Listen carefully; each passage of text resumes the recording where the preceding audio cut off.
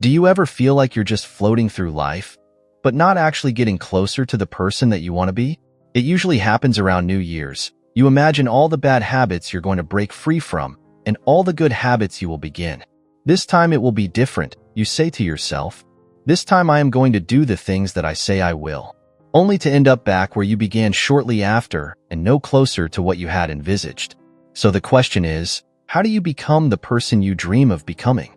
How do you break free from bad habits and make the habits you desire easier and automatic? Atomic Habits by James Clear answers all these questions. We are going to be doing a detailed summary of this book and dive deep into topics like habit loops, dopamine spikes, priming your environment plus heap more. And make sure to stick around until the end of the video where we tie everything together from the video and I go step by step through how I've personally been using this book with my own habits and how you can start applying it to your own habits. I hope this summary inspires you to go out and grab a copy of the book for yourself because this book deserves a space on everyone's bookshelf. Let's jump into it. Imagine a plane taking off and traveling from New York to Los Angeles. Just before takeoff, you adjust the plane just slightly by 3 degrees or around 8 inches. If you kept flying in a straight line, you would end up closer to Tijuana in Mexico than in your intended destination of Los Angeles. The same goes for our habits. Tiny changes in our habits can change the trajectory of our lives in ways that we can't even notice until many years into the future looking back. In both good ways and bad, you are your habits. The power of atomic habits. A slight change in your daily habits can guide your life to a very different destination.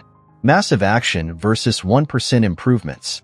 Far too often, we convince ourselves that massive success is only possible through massive action in any goal we are pursuing. We expect ourselves to make some quantum leap or momentous improvement that will gain others' attention. However, it is the tiny improvements that aren't even noticeable at first that create incredible change. Let's look deeper into the math. 1% better every day for a year will compound to 37% times better. But 1% worse every day for over a year will bring you close to zero. Your habits can compound against you in the form of things like stress or negative self-talk. Or they can compound for you in the form of things like knowledge, productivity, skills, and relationships. Success is the product of daily habits, not once-in-a-lifetime transformations. The truth about progress. When you start any endeavor in your life, here is what we think should happen. Linear progress. Here is what actually happens. Notice this section here. In the beginning, small changes in our progress are not even noticeable. James Clear refers to this part of the graph as the valley of disappointment. You've done so much, put in so much effort, and you can barely see any results. This is where most people fail and slip back into their old routines. The most powerful outcomes of any compounding process are delayed, so patience is required. Goals versus systems. Forget about goals. Focus on systems instead. A goal is the result you want to accomplish. Systems deal with the processes that lead to results. The conventional wisdom suggests that the best way to achieve anything we want in life, getting into better shape, building a successful business, spending more time with family, is to set specific, realistic goals. But if you completely ignored your goals and focused only on your system, would you still succeed? The author argues that you would. Here are some problems with only having goals. Successful and unsuccessful people share the same goals, so therefore the goal cannot be what differentiates winners from losers. Achieving a goal only changes your life for a moment in time. Goals can create an either-or conflict. Either you achieve the goal and succeed, or you don't and you are a failure even if you were making progress in the right direction. When you achieve a goal, what do you do after? If your goal was running the local marathon, chances are after completing it, your motivation will quickly fade and you will just slip back into your old routines. Goals are good for setting a direction, but systems are best for making progress. A system of atomic habits. The problem with changing your habits is not you. The reason why you repeat the same bad habit for so long isn't because you don't want to change, but because you have the wrong system for change. Atomic habits are small routines and behaviors that accumulate to produce incremental positive outcomes over time. Big breakthroughs tend to get more attention than small improvements. But what really matters are the little daily decisions and actions we take. Just as atoms are the building blocks of molecules, atomic habits are the building blocks of remarkable results. There are layers to behavior change. The first layer is changing outcomes. The result: losing that weight, writing that book, or winning the season. The outcomes are what you get. The second layer is changing your process. What you do. The new workout routine, developing a daily reading habit. And the third layer is changing your identity. What you believe, your worldviews, and how you think about yourself and others. Most people focus on the outcomes, but the best way to change your habits is by focusing on the person you want to become instead of the results you want. The goal isn't to learn an instrument, it is to become a musician. The goal isn't to run a marathon, it is to become a runner. When something you want in your life becomes part of your identity, that is when your behaviors will naturally change. When you tell yourself and others, "I'm a runner," you want to live up to that identity. Remind yourself every time you do a workout, you are an athlete. Every time you write a line of code, you are a programmer. Each time you instruct your team, you are a leader. The habit loop. A habit is when something has been repeated enough times that it becomes automatic. Ultimately, we want our habits to solve problems in our lives with the least amount of effort. A habit is formed and reinforced by means of a continuous feedback loop. Cue plus craving plus response plus reward. The key to creating habits that stick is to create feedback loops that are continuously being improved. Cue, phone buzz. Craving, want to know who messaged. Response, pick up phone. Reward, solve the problem of who messaged. Cue, mind goes blank at work. Craving, want to alleviate the frustration. Response, check social media. Reward, satisfied the need to feel less frustrated over time. Rewards become associated with cues. So, in this example, checking social media becomes tied to your mind going blank at work. And then checking Facebook may be the cue to check Instagram, which becomes the cue to check YouTube. And before you know it, your mind going blank cue has led to 20 minutes of wasted time. And the more you repeat these habit loops, the stronger and more automatic they become. Cues can really be anything: a smell, a sound, a sight, a person, or a location, etc. Try to think of any cues in your daily life that are initiating your good or bad habit loops.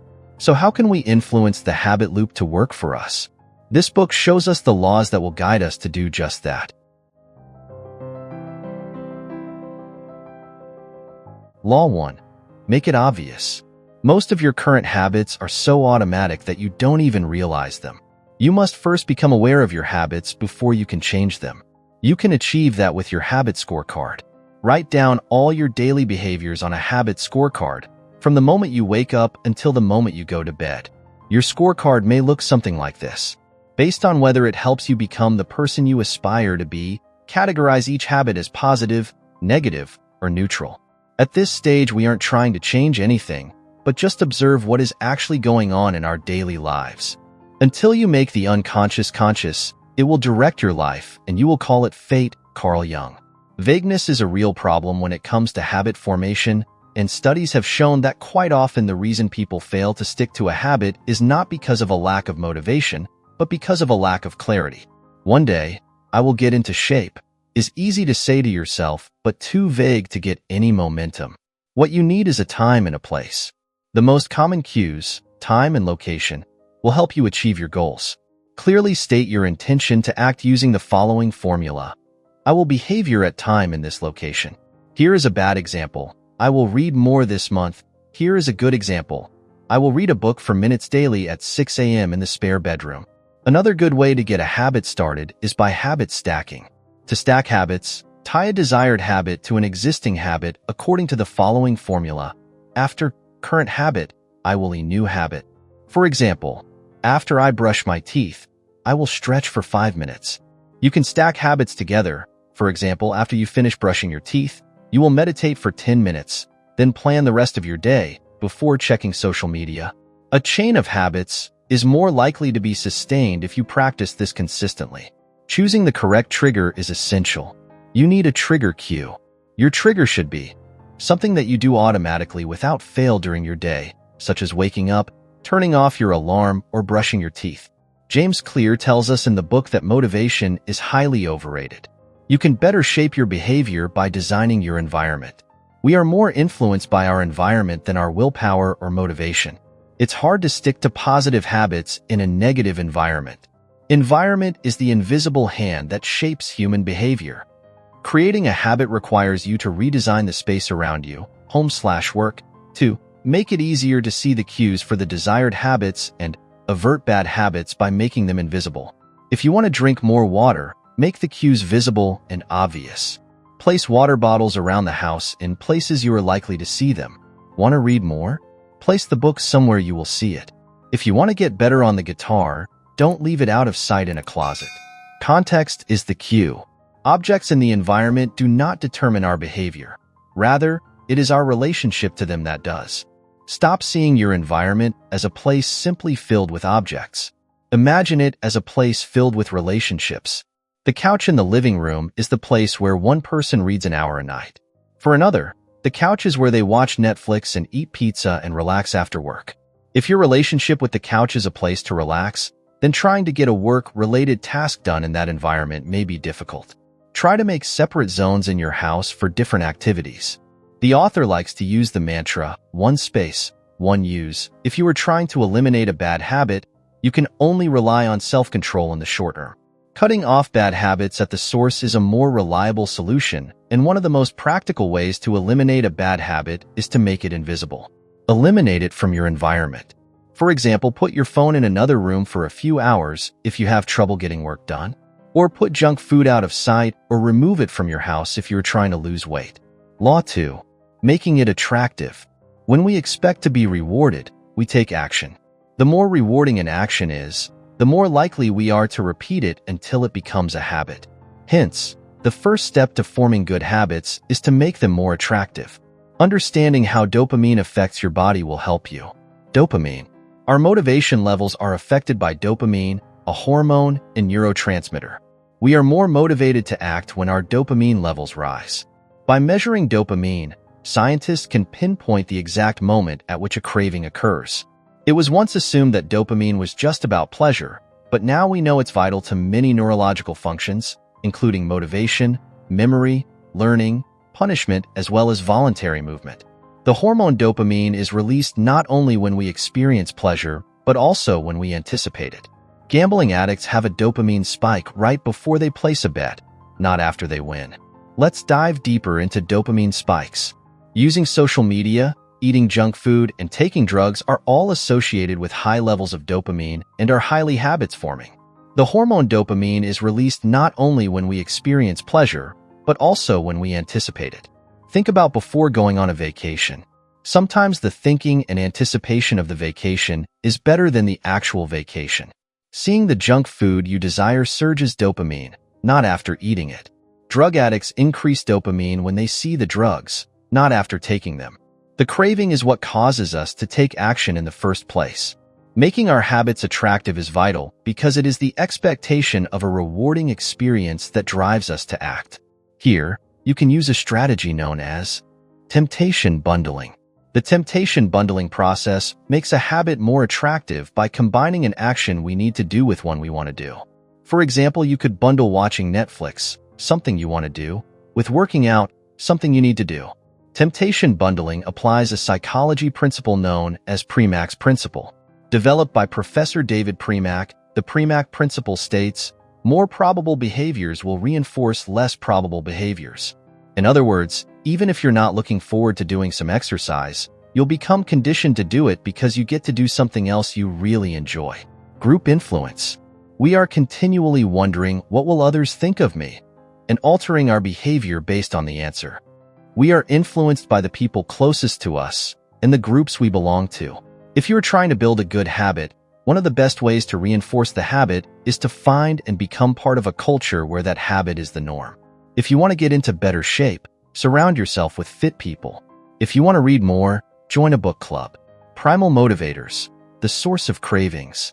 In your normal, everyday life, you wouldn't say something to yourself like, I want to eat this pizza because I need to consume this food to survive. Surface-level cravings are merely manifestations of our deeper underlying motives, and these underlying motives guide our behavior. Here are some examples of underlying motives. Conserving energy, obtaining food and water, finding love and reproducing, connecting and bonding with others, winning social acceptance and approval, reducing uncertainty, achieving status and prestige. Your brain did not evolve with the desire to smoke cigarettes, check Instagram every minute, or to play video games. Online platforms and products do not invent new motivations, but rather appeal to the underlying motives of human nature that we already have to gain our attention. Your habits are modern-day solutions to ancient desires, new versions of old vices. The underlying motives behind human nature remain the same. People who have the underlying motive of connecting with others may jump onto Facebook. Others seeking the underlying motive of finding love and reproducing may sign up for Tinder. If you want reducing uncertainty, there's Google for that. Seeking social acceptance, there is Instagram. Reprogramming your brain to enjoy hard habits. You can make hard habits more attractive if you can learn to associate them with a positive experience. By highlighting the benefits of a habit rather than its downsides, you can quickly reprogram your mind and make it seem more appealing. For example, fitness equals health and well-being and not fatigue. Cleaning the house equals an environment conducive to peace of mind and not wasted time. Saving money equals future financial freedom and not sacrifice. These subtle shifts in mindset aren't magic, but they can change your feelings towards some habits or situations. Make it unattractive. To break a bad habit, do the same but highlight the benefits of not doing that habit to make it as unattractive to keep doing as possible. Law 3. Make it easy. How long does it actually take to form a new habit? During habit formation, a behavior becomes increasingly automatic as it is repeated. As you repeat an activity, your brain changes in order to become more efficient at doing it. Long before neuroscientists dug into the process of forming habits, repetition was known as a powerful tool for establishing habits. You activate particular neural circuits associated with habits every time you repeat them. So framing habit formation in terms of time is flawed. It should be framed in terms of the number of repetitions. Reducing friction, the law of least effort. The more energy required, the less likely it is to happen. It takes almost no energy to get into the habit of reading one page of a book each day. Habits are more likely to occur when they require less energy. The bigger the obstacle, the more friction there is between you and the desired outcome. If you need to travel 20 minutes out of your way to go to the gym, chances are you will not. If your gym is located on your commute to work, you will greatly decrease the friction. By making your good habits more convenient, you're more likely to stick to them. Your life will be easier if you find ways to reduce friction rather than trying to solve it. In order to build better habits, we have to find ways to reduce friction associated with our good habits and increase friction associated with our bad habits. Prime the environment for use. By automating or setting up your environment, you can reduce the friction for future action, e.g., I will lay out my workout clothes at night so I can get up and get moving in the morning. Or to prepare a healthier breakfast, place the pan on the stove and gather the ingredients the night before again to reduce any friction. Using the 2-minute rule to stop procrastinating. Using the minute rule can help you establish small habits that will lead to habit momentum and success in bigger ones. Find a simple, 2-minute version of your desired habit. You want to scale down your desired outcome.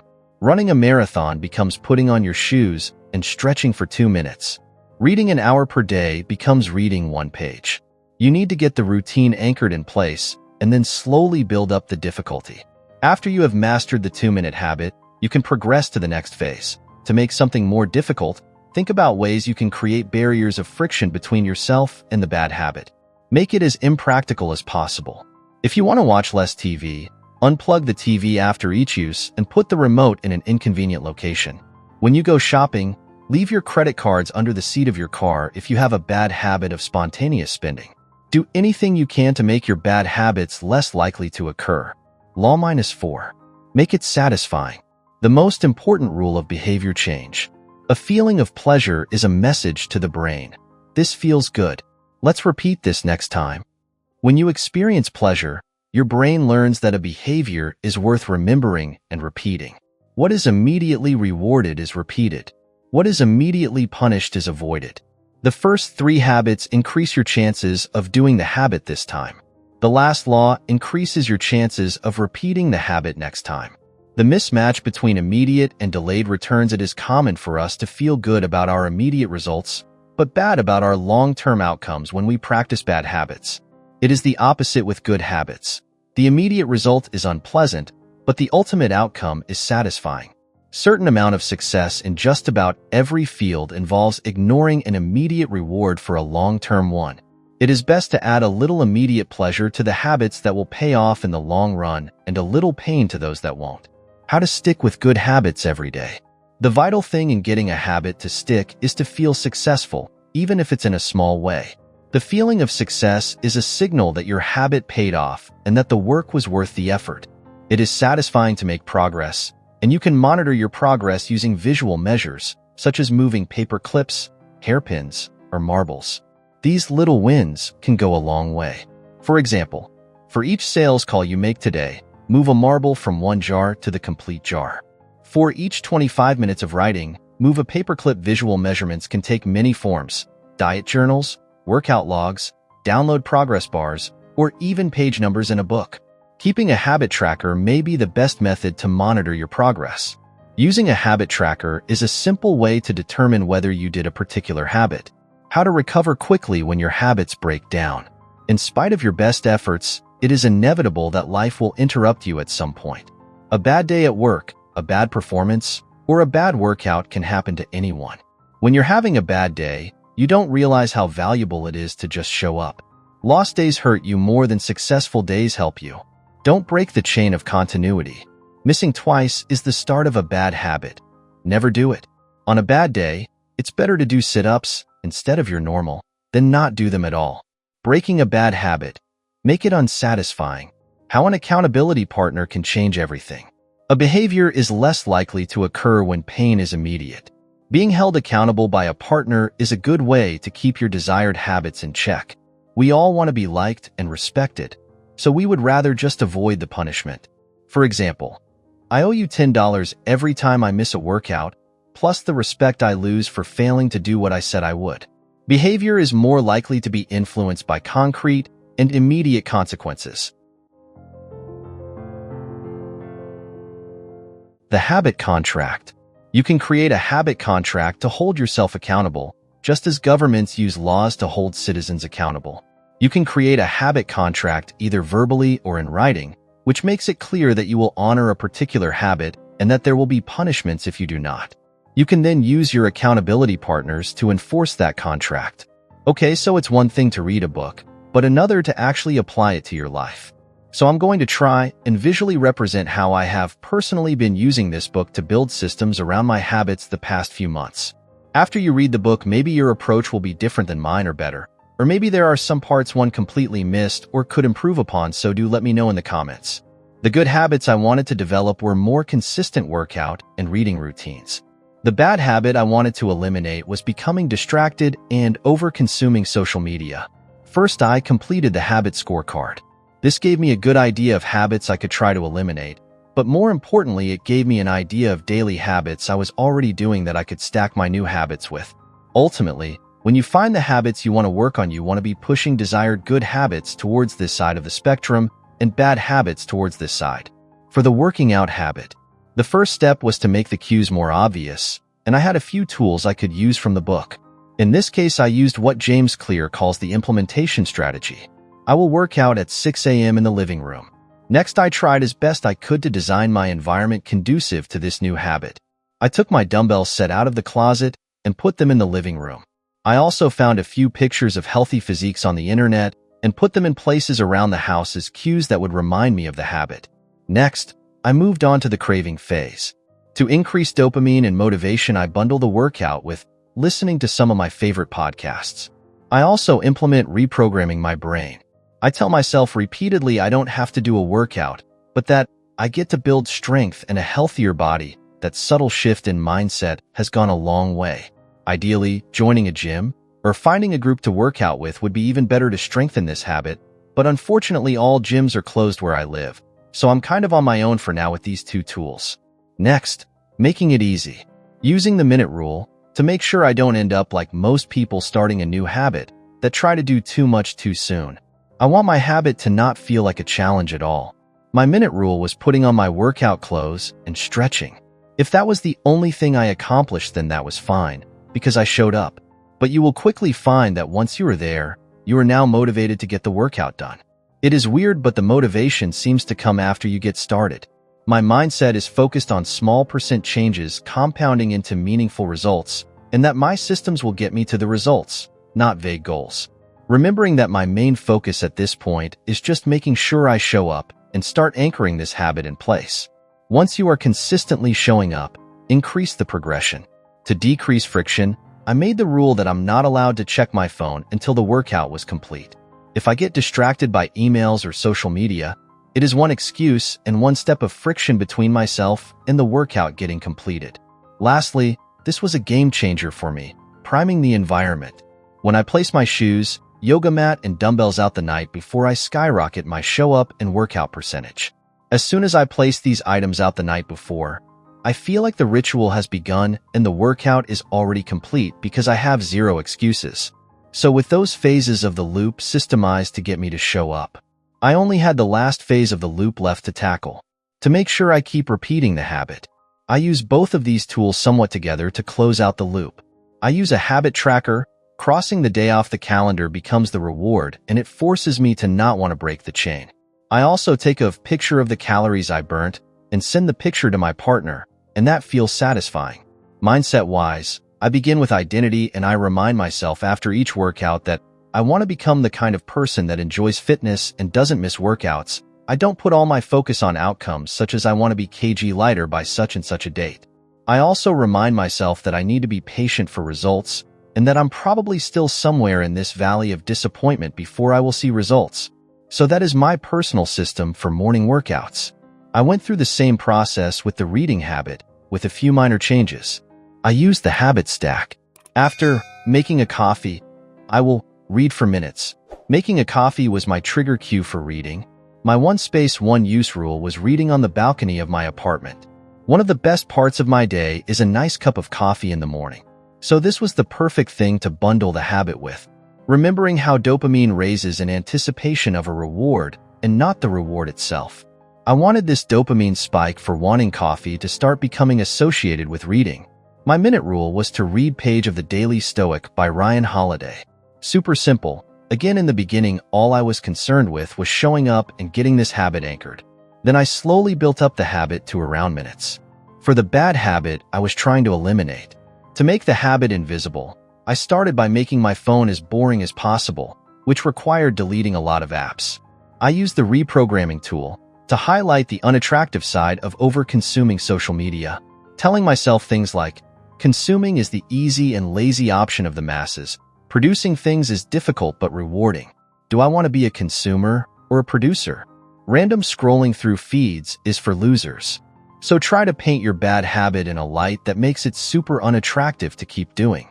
To increase friction, I left my phone out of sight whilst working in a drawer in another room. To make it unsatisfying, I have an accountability partner. I get my partner to enforce this habit. The punishment is if she sees me using social media during work time.